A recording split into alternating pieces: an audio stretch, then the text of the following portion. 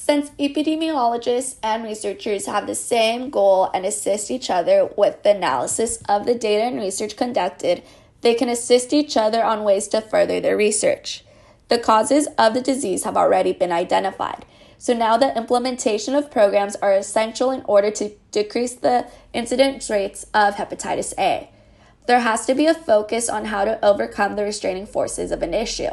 With the vaccination existing, one can predict the decrease of incidence rates of hepatitis A for future generations. Epidemiologists need to keep track of the data collected with new programs that are being developed in order to adapt them in ways to maximize their effectiveness. Since hepatitis A is the most common form of the hepatitis virus, there should be more research done within the population of 20 to 30-year-olds.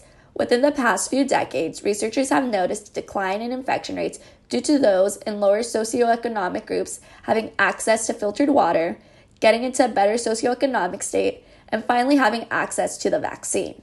Having aid and financial support for this disease could decrease the incidence rates drastically, which eventually can eradicate the disease. Until the year 2012, hepatitis A followed a consistent trend where the disease was decreasing. Unfortunately, from 2012 until 2016, the disease has reemerged in all U.S. states.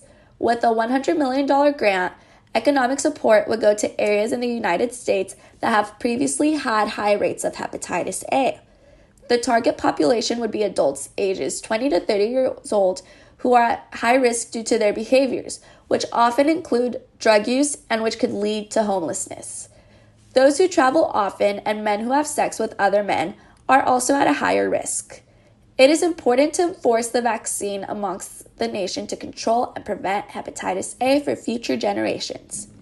If there is any excess money from the grant, it could be used to adopt the program to certain locations in sub-Saharan Africa, where there is a lack of access to clean water and hepatitis A affects them drastically. That and the combination of readily available vaccines would decrease the risk factor of getting infected with the virus. With the goal of vaccinating everybody at risk and providing clean water sources to those in need, one may potentially eradicate that form of the virus. Receiving a $100 million grant would be a step in the right direction in hopes of decreasing the prevalence of this disease.